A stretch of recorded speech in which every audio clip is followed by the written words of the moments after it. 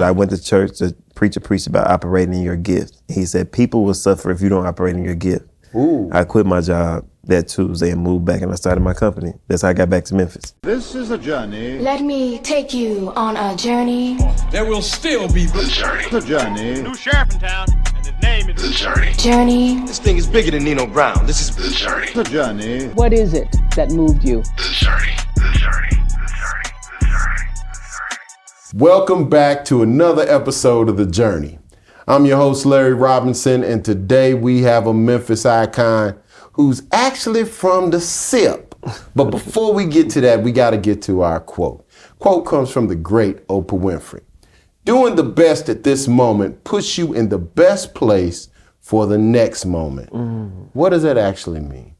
Doing your best right now is a setup. It's a setup for the next moment. And then guess what? When you do your best at the next moment, it's a setup for the next moment. So listen, this brother keeps building and stacking these moments, and man, I'm watching his career. So listen, I ain't gonna keep on delaying this. This is Princeton James, straight out of Coldwater, Mississippi. I heard if you can make it out of Coldwater, you can make it out of anywhere. University of Mississippi. He's a playwright, he's director, producer, actor. Listen, let's hear it from him. My brother, Princeton James. Thank you for having me, man. I appreciate you, man. Man, you're doing all kind of crazy stuff, man. It's been a while. I'm loving this, man. Oh, well, I had to get you out here. I had to get you out here to see what we're doing. Appreciate it, man. But listen. Appreciate it. Proud of you too, man. Thank you. It's amazing. Thank you very much. It's amazing what you're doing. It's the team. Yep. It's the team. Yeah. We just was talking about that. It's the team. So talking about team, who was that family back early on that kind of instilled who Princeton James is today? Oh man, I would say it'd be like my immediate family, my mom, dad, and sister. The people I spent like a lot of the foundational time with, like growing up in the house with them. And so yeah, we grew up, didn't come from much, man. So that was a challenge in the 90s in the country. Yeah, man, Coldwater, Mississippi. You don't miss it? I miss like the so I just shot a promo for the new show we got coming in Coldwater. First time I ever shot a promo in Coldwater. And when I went down there, man, it's just like Coldwater is a place that will spiritually give you a hug when you're there. So they're gonna wrap you in love. What you okay? Everything all right? What y'all need out here? Y'all you outside? Good hot, what's that? What is it? A hot water cornbread? Should have. I ain't get it this time. Should have brought you some. Yeah, for sure. You know what I'm saying? Sure. So I dropped the ball on that. But yeah, man, it's like a beautiful space. It just taught me a lot of foundational principles as a person. Right. And you know, as anybody does, you have to show up and work on yourself as a person before you can work on your business. Right. Because then you are working on your business, showing up as a better leader. So Coldwater put that in me, and that really came from my mom, Peggy Eccles, my dad, Reginald Eccles, and my sister, Nalyn Woods. Okay, yeah. okay. Yeah. Tell me something that your dad gave you. Oh man, discipline. Really? Yeah, and my dad is the reason now why I have a very hard time. I really don't complain much about stuff. Right. He was just like, nah, we ain't gonna do no whining, we ain't gonna do no complaining. Okay. And then like, I'm not a person that'll like gossip or talk about it or even listen to it. People know not to bring it to me. That's all my dad. And then he likes to just like, he naturally can make people feel comfortable if they're around him in his presence. Right. Man, I act just like him. But when we was about in like, it was this little period, you know how you go through that period between like 16 and 22 where you know everything? Right. We weren't good then. Well, so you know what I'm saying? But we good now. I heard this the other day that a son and a father, the son, the dad is the hero of the son. Then he is the, he has a anger towards the father, and then he humanizes the father. Yep. Oh, that's good. So man. It's like, that's and I've seen that with my son, my oldest in particular. And so I'm wondering, is that what you? That's thinking? Exactly it. So you're saying like as a hero, then there's an anger. You idolize. Villainize, and then humanize. And then humanize. That's exactly what it is. Because then when you get to that humanizing space is so beautiful because you realize that you stop judging them upon what you know and what they created a space for you to be able to exist in. Right. Rather than judging them about, like, why you ain't do this and this is the thing. It's like, man, you don't even know what took you to get here. Right, you know what I'm saying? Right, exactly. So once you start paying your own bills and pushing your own wheels, that's when you're able to create space to say, like, I need to operate in grace. You know what I mean? Because I need the same grace extended to me in certain ways. Absolutely. So that's a great way. Thank you for that. Thank you for that, man. That's a great way to put it. Outside of that family, that nuclear family, who's somebody that you know, number one, really impacted young Princeton? So I would say the pastors in my community. I'm from a small town. I got a church on every corner. So we had like a lot of pastors that were like second dads. So they had to multiple corners in Coldwater. You gonna do that? Hey, where my camera? Coldwater. Come pull up. I'm not just joking.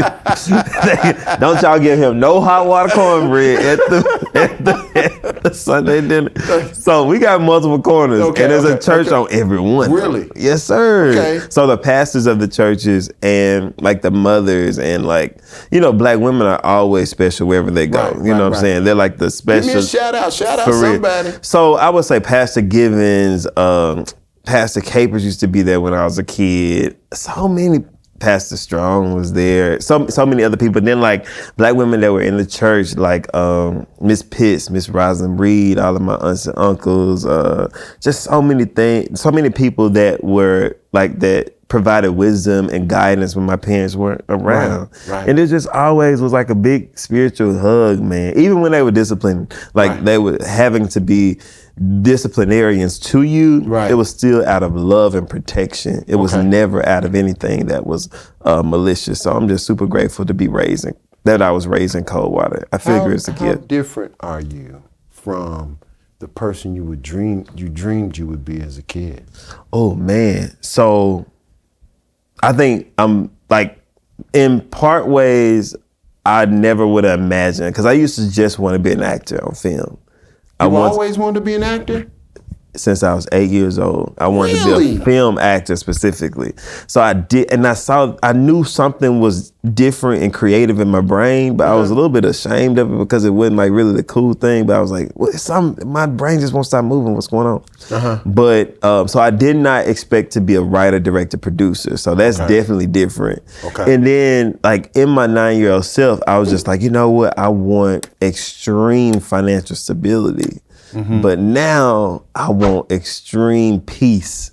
And then everything else laid on top of that, financial stability and land and family and kids, all that stuff. But I want peace. Like I want to please God first. Then I want peace of mind. Because what good would have any of that if we ain't got peace of mind? Oh man, absolutely. Yeah. So when did you know you was gonna be all right? When did Princeton look in the mirror and say, I can do this thing called life? Man, it's a daily, like it's a journey. Like, so it's like I don't think I've ever looked at it. No, I have. I think after we completed some things, like we just went to some other cities where they didn't know us at all. They didn't know me. They didn't know the work at all. Right. And then when we were able to present that and we were able to produce that and I was able to lead that and make that happen, I was kind of like, wow, these people are enjoying this show genuinely, because they don't owe me a laugh. They don't know me to be like, you know what I'm saying, anything different. So I was just kind of like, wow, we're going to be all right on this journey. And then when I stopped I stopped submitting to like what I thought the vision should look like. And like, you know how it is. People will drop out, people will come in, things will happen to somebody's family that can't make a show. And I just started being a servant and a complete vessel and a steward over the process of how it's supposed to be. I looked in the mirror and I was just like, you know what? I'm gonna be cool because I'm not trying to have control over my journey. I'm just gonna do what I can, take it day by day, plan for what I can, and relinquish control over where I can, and just trust God. All right, last question of this segment. When did Princeton James know that he was a black man? Man, let me tell you. So I grew up Go ahead. Hold on. Listen, we're gonna come right back. They gotta come back and get them. what Brother Princeton James is going to share with you when he realized he was a brother. Stay right there. Yeah. This is The Journey on the Kazukian Network. This is a journey. Let me take you on a journey. Success in life is not a straight line. There are twists and turns in everyone's life, and the more you know about their story, the more you'll understand the process.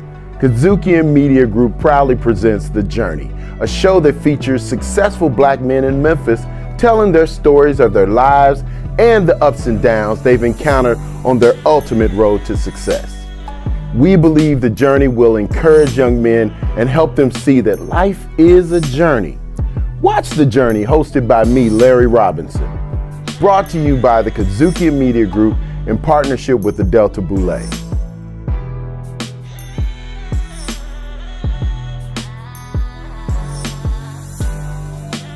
Welcome back to The Journey. Now, we got this brother named Princeton James from Coldwater, Mississippi. Bad boy. Bad boy. You know, sound like Luther about that. Bad boy. No. So anyway, so when we left, we was asking about when you black man. Mm-hmm. But every black man has a superpower. So I want to know, what is Princeton James' superpower? That thing that, literally, he does better than anybody else. I think, like, building and navigating very genuine relationships and coming into it with very pure intentions, man. Unpack that a little bit, man, and also talk about why relationships are important. Relational capital is the best capital, one, because when you build great relationships, they can lead to whatever else you want in life, and that's the relationship with God and your other people that are you with. But like, I come from a place where relationships were so important. That's how people communicate. Like, that's how they communicated with each other. And we know that, like, about 85 and 90% of human communication is nonverbal. It's about how you treat people, how you navigate them. What's your intention? Why are you coming to my house? Are you just gonna check on me? So I didn't realize that was a superpower until I left Coldwater. Really, I didn't know that, because a lot of people in Coldwater have that superpower as well. They'll just call you and be like, man, how you doing? You doing good? What you been up to? What you got going on? What's wrong? Well, you need some help fixing it. And would leave, and it never had asked you for anything. And I didn't know that I thought it was normal. I thought it was very, very normal.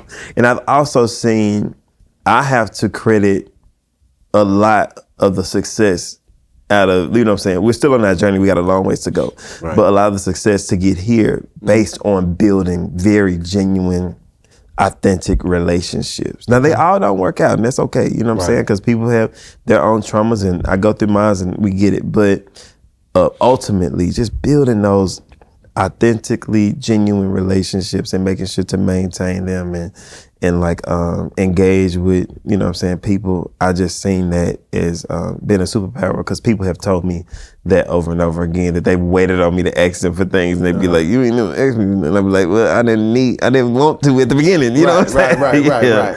Okay. Yeah. So you talk about relationships, you talked about your father, and you kind of had a moment.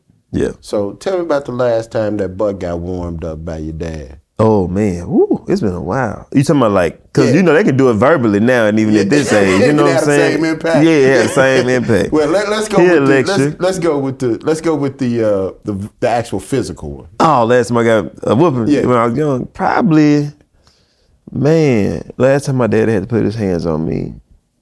What did you do? My daddy could not stand anything close to pouting, like anything. And I wasn't a pouting person.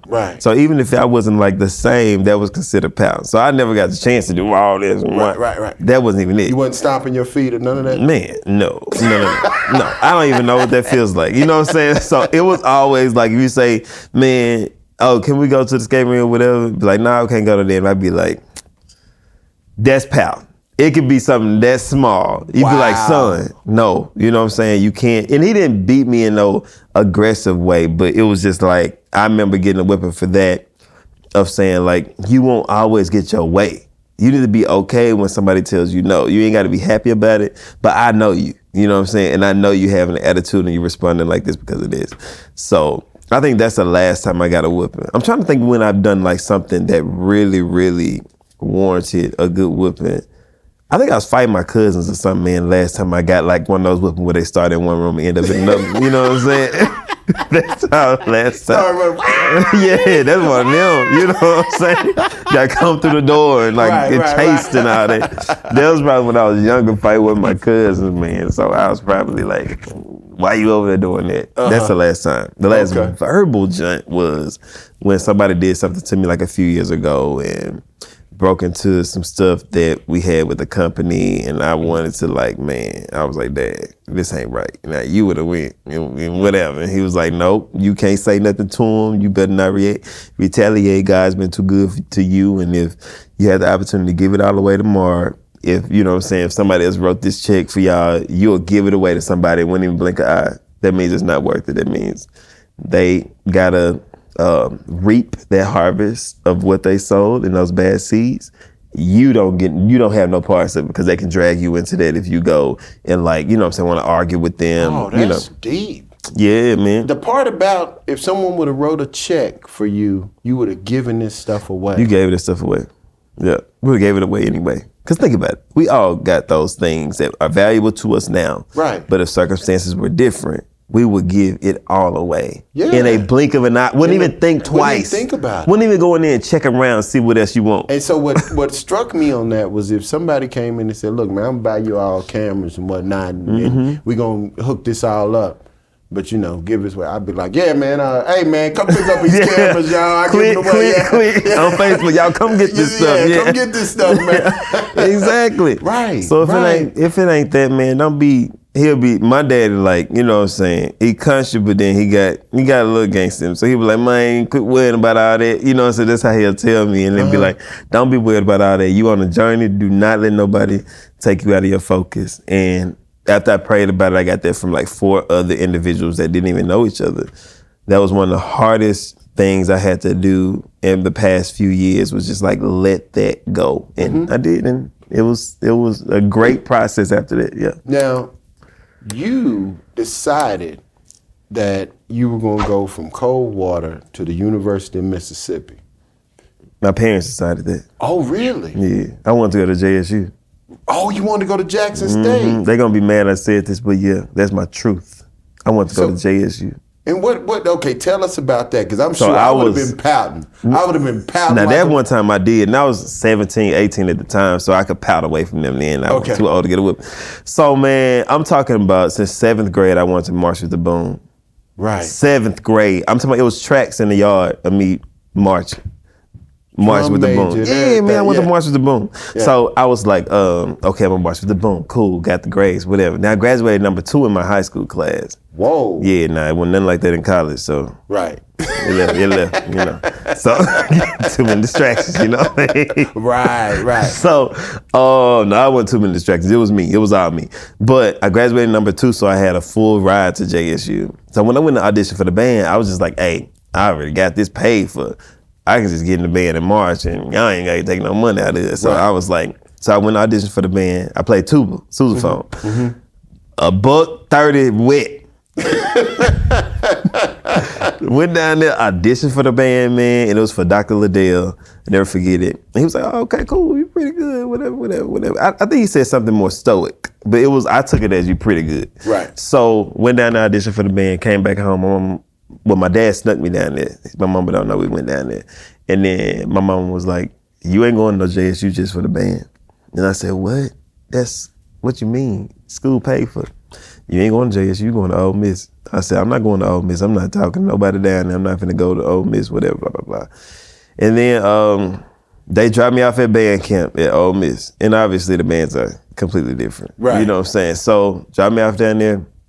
I told myself I was on strike. I'm gonna go to this camp, do my thing, but I'm not talking to nobody at Ole Miss. I'm gonna transfer to JSU the next semester. Man, I had friends by like 3rd day. Folks in my door.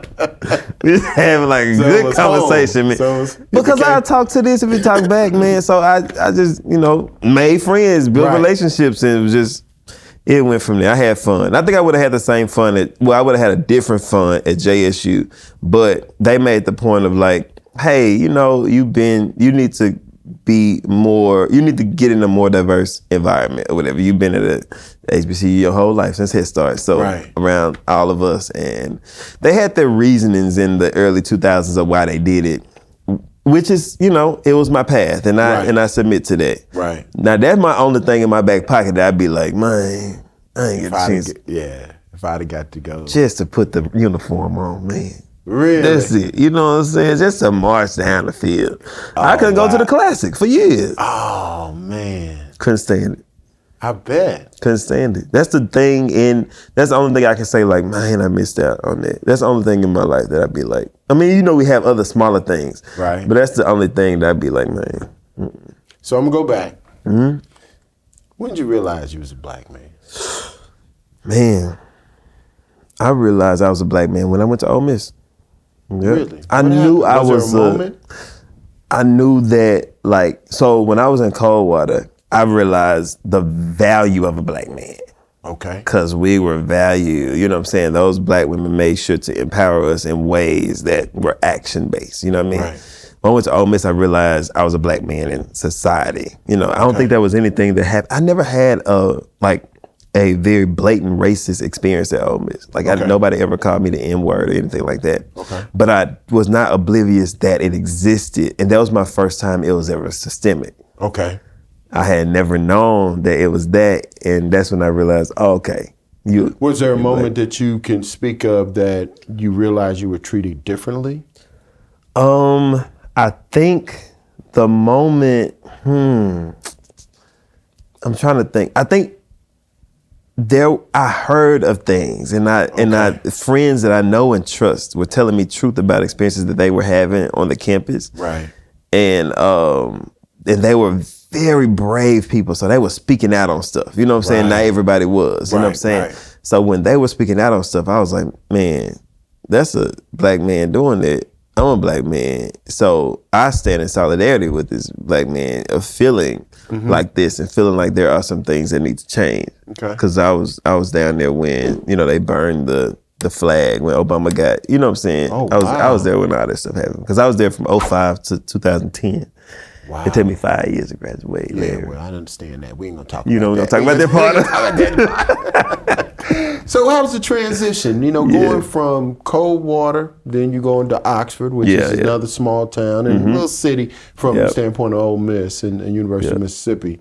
However, you made the jump to Memphis. Yeah. Was there another place in between, or did you leave Oxford to come to the city of Memphis? I did. I left Oxford, but Coldwater is so close, so I feel like I was kind of raised in both places. Both of my parents, they worked and commuted in Memphis every day. Oh, okay. They commuted to Memphis for work, so it's only like 30 minutes, so they came up back and forth. But so I went from Coldwater to Oxford to Memphis, got a job, then I started acting. What'd you do? I was assistant manager at Sherwin-Williams. Really? The paint company, man. Oh, wow. Yeah. So when did you give that up? When did you say, you know what? I ain't working for nobody anymore. I'm going to do this entrepreneurial thing in what I love. It's when I moved to Atlanta. So I was here to 2010, 11, 12, 13. So in 13, I moved with the company I was acting to. I had been acting for 1 year, and I moved to Atlanta. And then when I was in Atlanta, I was with the same company. I just moved to the financial services office. Okay. Then God gave me a vision of a stage play, man. And later I went to church to preach about operating in your gift. He said, people will suffer if you don't operate in your gift. Ooh. I quit my job that Tuesday and moved back, and I started my company. That's how I got back to Memphis. Quit my job of 5.5 years. Wait a minute, wait. Yeah, I took it fast. Time out. Yeah. You went to Atlanta with a job. Mm-hmm. You working a good job. Full-time, good job. I was a regional financial services manager. So through this vessel of a pastor, God spoke to you to say, you got to do your thing. Yep. He said, operate in your gift. And people will suffer if you don't operate in your gift. And I didn't want no blood on my hands. It was the scariest summer of my life. And I had no writing experience. I had no play, no producing experience. I was only an actor. Right. And I was told to go do a play in 2 months. Okay. How did it turn out? It sold out, and it had been going ever since. I booked a building without a script, without a cast, without anything. It was in May of 2016. The play was in August. Okay. It's crazy. And then we've been going ever since. So that went from like the camps, and that went into children's play, went to dinner theaters, to the tour, then went to my first job on set was Uncorked, which I did. I was in locations, and that went to me getting booked on it because I auditioned for a role. Then the next month I got Bluff City Law, and then that went into some other stuff. And it all from saying people will suffer if you're not operating your gift. And I can't even name how many people have been like trickled or got into the industry because of that. Yeah. Right. Yeah, So people didn't suffer because you followed your gift. It was a tough yes, but I had to say yes, man. Oh yeah? It was tough. Any regrets? Anything that you would say in that phase of your life that you would say, you know what, I should have done that differently? I think if there were some things I should have done differently, I wish I had a mentor that understood like theater, film, and outreach. And I wish that I had the emotional maturity to like deconstruct my own ego on when it came to conflict resolution. Okay. Because when you're dealing with your peers, and then you dealing with the whole big piece of like, I got to produce a show, market the show, sell the tickets in, and write, direct, produce it, then be that, Well, hold all on that. for a second, because I want, we're talking to some young folks, and you mentioned conflict resolution. Unpack that. What does that mean? That means like being able to resolve the conflict. So conflict will come when you work with people, but being able to say, I'm going in to this to address it, but I want to resolve it. So conflict might be a fight, Maybe a fight, might be an argument, disagreement, total disagreement, You or totally- altercation, big altercation. You know what I'm Right. saying? Yeah. But being able to get past that moment. Get past it and forgive. It's really forgiveness. You know what I'm saying? And accountability, awareness. Yeah. So being able to say, deconstruct your own ego, because nobody is responsible for your ego. Nobody. No matter how close they are to you. Right. So nobody's responsible for it. So being able to deconstruct that and show up in a space to hear someone fully without responding or judging, and for you to be heard without being judged, and then like, y'all resolve it, come to a resolution, which is tough. Okay. Yeah. Okay. Sometimes. Yeah, sometimes. Yeah. So, we coming to the end, unfortunately, because I got so many more questions to ask. but. It went by so fast. Hey, man, it went by so fast, but they say when you're having fun. So, That's how it is. young Princeton James, sitting back in Coldwater, eating a bowl of cereal, Yeah. watching cartoons. You walk in the door and you see him, and you know it's you as a young person. What would you say to young Princeton James? Man, I tell him, keep dreaming. Don't let nobody, not even yourself, tell you what you can't do, what you can't accomplish. But just keep dreaming, keep evolving. Know that greater is ahead, and trust your process. Okay. Trust the process God gives you. Okay. Yeah. You was talking to yourself. Yeah. Now I want you to leave all these folks that are looking at you, listening to you, everything with a Princeton Jamesism. Okay, cool. That they'll know when they think about this episode of The Journey, they like, man, Princeton said so. And I want you to look directly into that camera. Okay. And let them have it. All right. So I would tell you, no matter how big or small you may feel your gift is, you have to use it, because people will suffer if you're not operating your gift. You can use that gift to touch one person, that one could touch 10, that 10 could touch 100, that 100 could touch 1,000,000. But that 1,000,000 would have never been touched as you're not operating your gift and touch that one. So don't judge it, just operate in it. Wow. Yeah. Doing the best at this moment puts you in the best place for the next moment. So that next moment might be when you touch millions. Yeah. And this brother, I personally believe, brother Princeton James is going to touch millions. Thank you. So listen, this is the journey. We're going to keep bringing them to you. If you keep coming back, we're going to keep bringing you the best and brightest of Memphis. All right? Till the next time. For my guest, Brother Thank you, Princeton brother. James. Appreciate you, brother. For the team at Kazookian, take care. Thank you to our partner, the Grand Boulé of Sigma Pi Phi Fraternity Delta Chapter. To hear more incredible stories like this, be sure to download the Kazookian app from the App Store or Google Play, or check out the Journey Memphis podcast on all your major podcast providers. Also, check us out on the Kazookian Network.